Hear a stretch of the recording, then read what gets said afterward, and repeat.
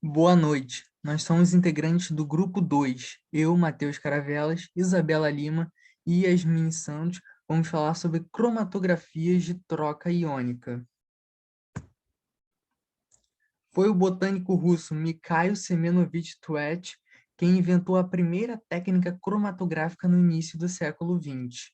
A técnica desenvolvida por ele foi de separar diversos compostos dos extratos de plantas em colunas recheadas com sólidos, como carbonato de cálcio ou inulina, através da passagem de um solvente apolar.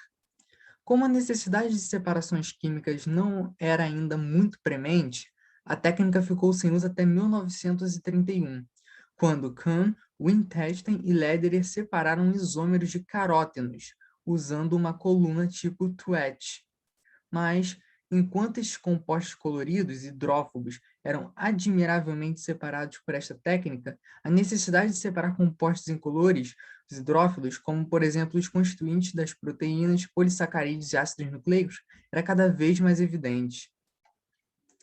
Assim, como uma consequência lógica, o progresso seguinte da cromatografia seria o uso dos fenômenos de troca iônica e partição. Embora a troca iônica tenha sido reconhecida primeiramente como uma propriedade dos silicatos de alumínio nos solos, a divulgação no uso da cromatografia de troca iônica esperou a síntese da primeira resina, feita em 1935, por Adams e Holmes, onde eles utilizaram uma outra forma de permutite, contendo íons de cloreto em uma coluna para reter e determinar íons de sulfato em diversas águas. Em 1941, Martin e Sims desenvolvem a cromatografia de partição em coluna. Eles observaram que misturas de aminoácidos no topo da coluna de sílica gel contendo quantidades definidas de água poderia ser separada passando um solvente orgânico apropriado. Poucos anos depois, em 1944, Consden, Gordon e Martin substituíram a sílica gel como suporte por tiras de papel, dando início à bem divulgada cromatografia de papel. Ainda em 1944, Craig estabeleceu a técnica de separação por partição múltipla não cromatográfica da distribuição em contracorrente, desenvolvendo o primeiro aparelho prático. Em 1952, James e Martin publicam o primeiro trabalho sobre cromatografia gás-líquido, na qual a fase móvel é um gás em vez de um líquido. Um desenvolvimento extraordinário na cromatografia de adsorção que envolve a utilização de um adsorvente na forma de uma camada delgada colocada sobre uma placa de vidro, dando início à cromatografia de camada delgada, no ano de 1958. Finalmente, a descoberta de Poraf e Flooding, em 1959, de que os gels possuíam a propriedade quase perfeita de peneira molecular, dando origem à técnica cromatográfica única, conhecida como filtração em gel. Esta técnica permite o fracionamento de moléculas como proteínas em virtude de seus diferentes tamanhos. No presente momento, os pesquisadores ainda não satisfeitos procuram técnicas para separação de moléculas complexas dos componentes da célula e de outros sistemas bioquímicos, para os quais é requerido um maior progresso para sua separação cromatográfica. Em escala industrial, tem o destaque da sílica funcionalizada, que é um polímero inorgânico consistindo de grupos siloxanos em seu interior e de grupos silanóis em sua superfície. A sílica forma uma das classes de substâncias inorgânicas mais utilizadas como suporte de uma variedade de sistemas com diferentes ramos de aplicação. A principal propriedade estudada na sílica está relacionada à sua superfície, a qual possui um considerável interesse quanto aos estudos de suas propriedades de adsorção de moléculas ou íons. Princípios da cromatografia. Consiste na separação dos componentes de uma mistura através da distribuição destes entre duas fases, uma estacionária e uma móvel. A classificação pela forma física do sistema cromatográfico pode ser subdividida em cromatografia em coluna e cromatografia planar. A cromatografia planar resume-se à cromatografia em papel e à cromatografia em camada delgada. São diversos os tipos de cromatografia em coluna, os quais serão mais bem compreendidos quando classificados por outro critério. A classificação pela fase móvel empregada pode ser de 3 tipos: a cromatografia gasosa, a cromatografia líquida e a cromatografia supercrítica, sendo usado nessa última um vapor pressurizado, acima de sua temperatura crítica. Já a classificação pela fase estacionária utilizada, em relação à fase estacionária, pode ser dividida em sólidas, líquidas e quimicamente ligadas. No caso da fase estacionária ser contida por um líquido, este pode estar simplesmente adsorvido sobre um suporte sólido ou imobilizado sobre ele. Suportes modificados são considerados separadamente como fases quimicamente ligadas, por diferirem normalmente dos outros dois em seus mecanismos de separação. Agora vamos ver na prática como os íons de cargas opostas ficam retidos na fase estacionária, enquanto os íons de mesma carga passarão direto com a fase móvel.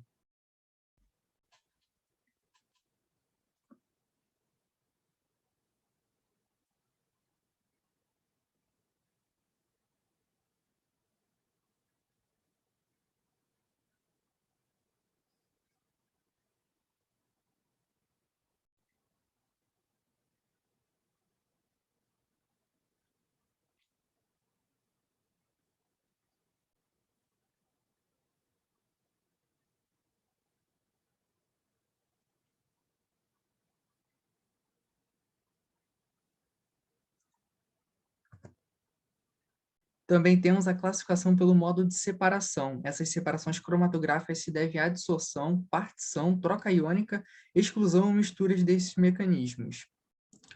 A aplicabilidade pode ser determinada através de moléculas biológicas, ânions inorgânicos, cátions inorgânicos, metais de transição, ácidos carboxílicos de baixo peso molecular, orgânulos fosforados, complexos metálicos, aplicável a vários tipos de amostra também, ambientais, indústrias petroquímicas, alimentos e bebidas, análises farmacêuticas e análises clínicas.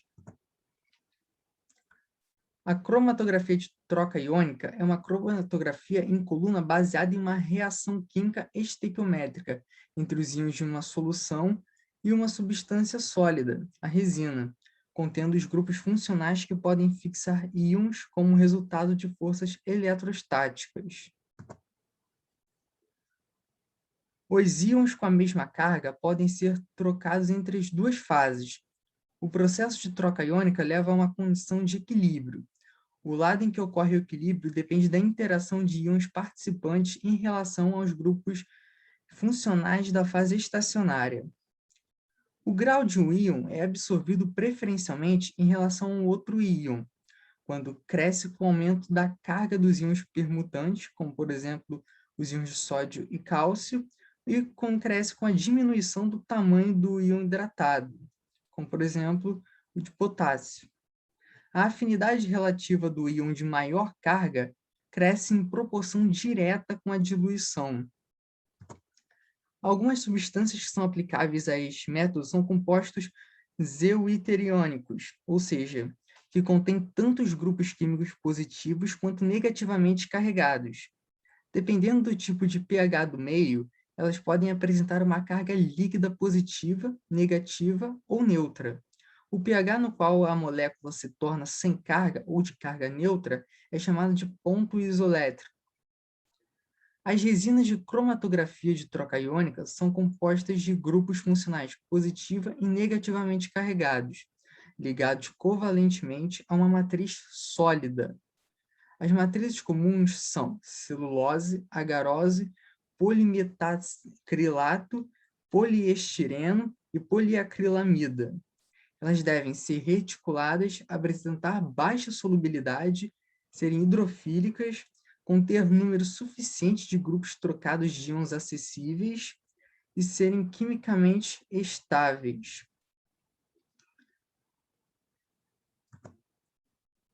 Quando uma coluna de cromatografia de troca iônica é carregada com uma amostra a um determinado pH, as substâncias que estão apropriadamente carregadas irão se ligar à resina. Por exemplo, se uma resina de troca aniônica é escolhida, todas as substâncias que são negativamente carregadas no pH do tampão vão se ligar à resina positivamente carregada da coluna.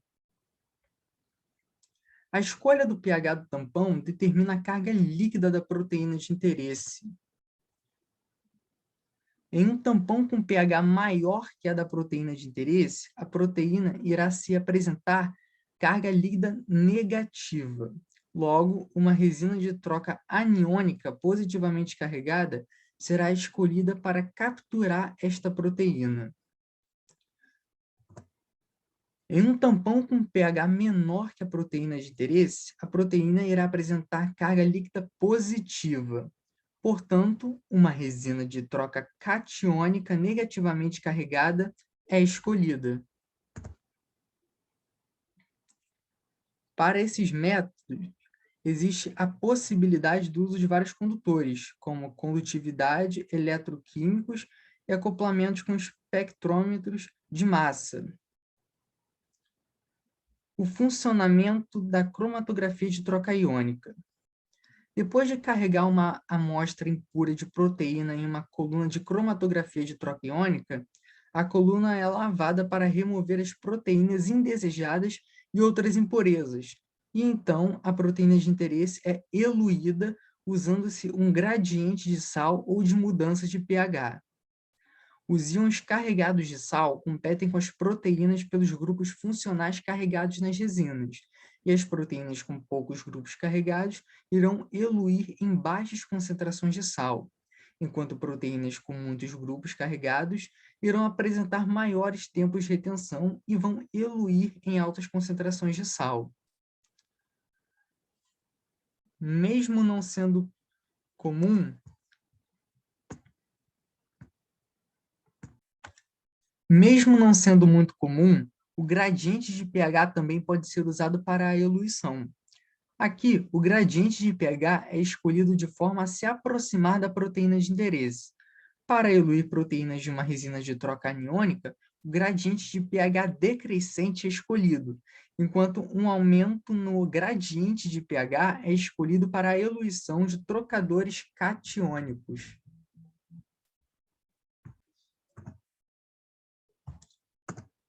Esta foi a nossa apresentação. Obrigado e boa noite.